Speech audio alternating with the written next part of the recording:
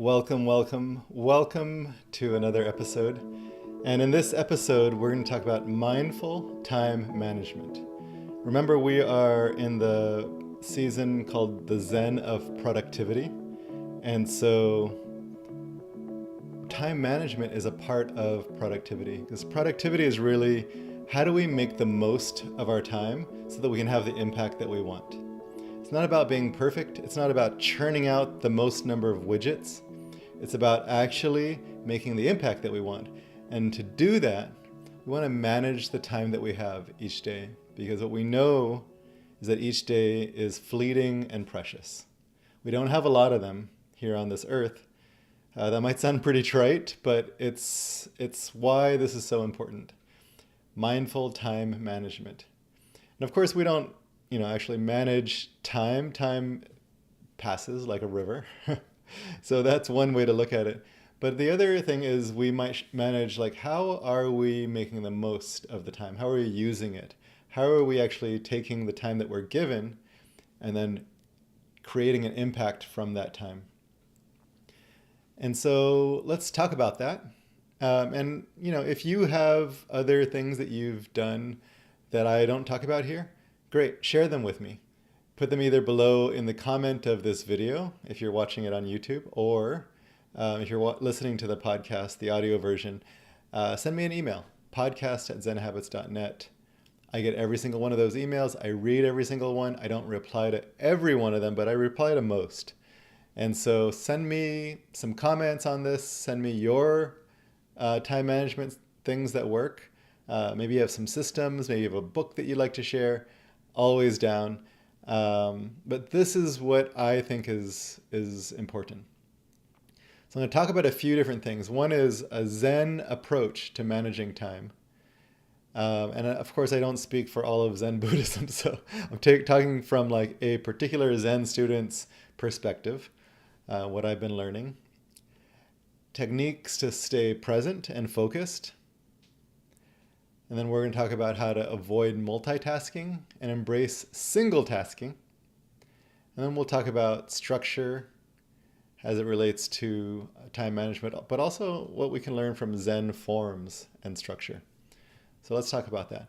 So the Zen approach to managing time. So first of all, there isn't one. It's not like there's a strict, this is the Zen approach.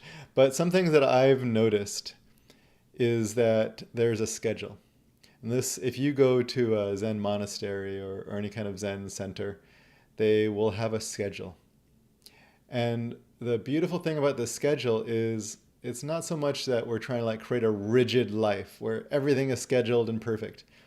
But with a schedule, we say, this is the time when we start meditating. This is the time for meals. And when we structure our day that way, everybody is on the same page. And so we can all practice showing up on time. We can all practice with whatever we have that makes us not able to meet that commitment. And so a schedule is a shared commitment to actually showing up and meeting that commitment, to practicing with whatever we might have that gets in the way. I'm going to share a couple of things that I find really interesting. One is about being on time. So my teacher, her name is Susan, she's got a teacher, his name is Reb. He had a teacher, his name was Suzuki Roshi. Roshi means, respected teacher, basically. So his son, Sanryo Suzuki, wrote the book Zen Mind, Beginner's Mind. So that's my lineage. He's one of my ancestors. So Reb, my teacher's teacher, was studying under Suzuki Roshi. And Reb tells a story of how Suzuki Roshi got really mad at the group of students, including Reb, for not showing up on time. And that was even though there was a mistake in the bell ringer, the person who goes around and rings these bells to try and let everybody know you've got 10 minutes to get to the zendo, the meditation hall. So there was a mistake in that, and people didn't. They looked at their clock and they're like, it's fine. I'll get there at this other time. And so I'm telling the story badly because this is not actually how it's told, but the main idea is that this Zen master, Suzuki Roshi, who has so much inner calm, got angry at his students and gave them a little bit of a, not actually like physical abuse, but just like a little bit of a whack, basically to wake them up. And what Reb took this as was love. Suzuki Roshi cared so much for his students, had so much compassion that he was waking them up. And what he was waking them up with was a lesson that when the meditation starts here, you get there before the meditation starts. You get there, let's say 10 minutes early. So you do what you need to do to leave your room and get there on time so that you are early and you're not late and you're always there for that commitment. And so he found this to be a compassionate teaching, even though it might look like anger or some kind of physical little tap, nothing too abusive. And I find that really interesting because a lot of us would interpret that as like, oh, this guy's being a jerk, right? Like he's mad at me and I need to like defend why. And Reb took that from his teacher as one of the most compassionate acts you could do. And I really love that teaching because it really had me examine my own relationship to being on time. I'll tell you another story. My teacher, Susan, she shows up for things on time. And I have a habit of, at the time, I had a habit of showing up a few minutes late. I'd be like 3 minutes, 5 minutes late, and I'd be like, oh, I'm sorry, I'm late. I set off at the wrong time, and I'm coming to meet my Zen teacher, so I didn't want to like rush. And she told me a couple of things at different times. One was, you can move quickly without rushing. And I really appreciated that teaching because, yeah, I could have actually moved faster towards the meeting place where I was meeting her to be on time. I knew I was late. I'm like, oh, it's fine. So basically I had a loose relationship to being on time and I let myself not rush. But what she said is you can actually move quickly without rushing, which I really appreciated because this really shows us, first of all, that we can actually move through space and time quickly. We can run if we need to, but then we can still be fully present in the moment. And I actually appreciated that teaching. And then the other one was the commitment to actually showing up on time and not being loose about it. Like, oh, it's totally fine. This person, probably isn't going to mind if I'm like 2, 3, 4 minutes late. And so now when I show up for my teacher, for the most part, I show up right on time. In fact, I'm ready to show up. We meet on Zoom these days. I'm ready to show up, a minute or two before, and I wait until the right time and I start. And so I'm sharing these things with you because a lot of us have a different relationship to time, but the Zen approach, as I'm summarizing it, and I do not speak for all of Zen as I talk about it, but the Zen approach is to hold to our time commitment, to show up on time, to leave earlier so that we can be on time. This is another teaching that she gave me was she learned when she had to leave in order to be on time. And so she learned to like count back. Okay, I need to leave 20 minutes before the thing so that I can be on time. And so she learned in her body that 20 minutes before she had to start moving out of her room towards the Zendo. And I'm making up that number 20 minutes, but the idea is we learn like now is the time to start moving out and towards the place where I'm meeting the person. So this is a different relationship to time than a lot of us have. We often have a loose relationship, like, oh, it's totally okay to be, like do things at a different time, like not do my writing right now because I said I was going to do it at 8 o'clock in the morning. I'll do it later, maybe in the afternoon sometime. It's a very loose relationship to time. I'll show up to this meeting, but it's okay to be a few minutes late. They won't even notice. They're so busy with other stuff, right? But that isn't actually really showing up for our commitment, really being committed to what we have agreed to. So mindful time management, you might think mindfulness really means like letting go and not like being too stressed and attached, which it is. but it's also not being too loose. We can be really tightly wound when it comes to time management or really any kind of commitment. We could also be way too loose. And I would say the Zen approach errs on the time of really like showing up for those commitments as solidly as possible. Now, of course, we're human. We're not perfect. We're going to make mistakes. Things happen. But for the most part, one of the most important things is actually showing up for that commitment. And the other one is structuring the time. If you go to a Zendo or a Zen monastery or Zen hall, they will have a schedule. This is when we eat. This is when we meditate. This is when we clean. This is when we do this or that. And so each thing is set. It might be different on different days, but they will post those online. They will post those in the public spaces where there's where people are. And so we always know when we're going to do that. Your life might not be that simple and clean, but what if you could start to schedule your life like that so there's a regular rhythm and everybody who is working with you or living with you knows the rhythm? I think that's a really interesting idea. Now, again, you don't have to exactly do that, but I wanted just to share that. Okay. So let's imagine you started managing your time with a schedule, with some commitments. I am going to show for my writing here. I'm going to meditate here. I'm going to exercise here. I'm going to do meals here, meet with my team here, meet with, hang out with my wife or my kids here, husband, whatever, partner. And so you schedule these times and you have these commitments. Now, within those commitments, we can practice staying present and focused. So I'd like to talk about that next. Techniques for staying present and focused. So first of all, when I show up, I am present and focused on what it is that I am focusing on. So if I say this is writing time, then I'm not going to be focused on email or my text messages or social media. I'm focused on writing. So if this is the scheduled time for writing, the practice for being present and focused is to really give myself over to this commitment to write and to do nothing else. There isn't anything else in the world that exists during the time that I've committed to writing. Of course, we're not going to be perfect with that. Of course, that's a given in everything that I'm talking about here. But what if we could practice showing up fully for this thing that I said? If I say I'm going to do email, I'm going to open up one email and be fully present and focused on that particular email until it's done.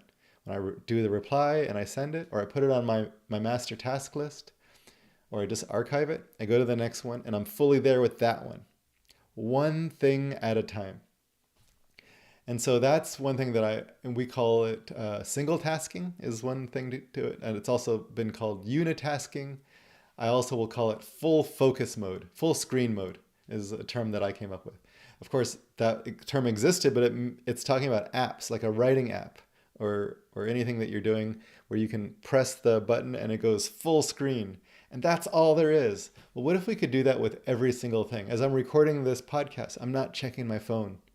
As I'm driving, well, maybe I'm listening to some music or something like that, but I'm not trying to make a bunch of phone calls and get stuff done during the driving. If I'm talking with someone, I'm not talking with them and also looking at my messages. Now, if I need to check my messages, I might say, hey, I need to take a break to answer some things right now. Would you be okay with us pausing for 5 minutes? And then I might go and be fully with those messages and then come back and be fully with this person. So I can change, but it's really with an intentional change. If I'm going to change something, I will state it to the person or to myself. Like, I'm going to take a break with this writing so that I can, get some water and stretch and use the restroom. And then I will come back here in 10 minutes. And so that's an intentional switch. It's not just switching on a whim. And that's what I would recommend is how could we be more intentional from going from one single tasking thing into the next. If I'm eating, I'm just going to be eating. If I want to read, I just read. If I want to watch TV, I just watch TV. I don't watch TV while also on my phone. A lot of people do that, right? They're watching TV, but they're not really watching. They're also scrolling on their phone. They're messaging people. They're looking at their whatever they, social media apps they scroll through. and they're only half watching the show. They might glance up, they might hear some things in the background, and that's a form of multitasking. But what if I'm like, actually, if this TV show is worth putting on, I'm actually going to be here with that. If this person is worth spending time with, I'm just going to fully be there with them, not just like sitting next to them with my phone on. I'm not saying you can never have your phone on next to somebody else, but you can be intentional. Am I spending time with them right now, or am I messaging? This is something that is rarely done these days with our phones and socializing. We're doing multiple things a lot of times.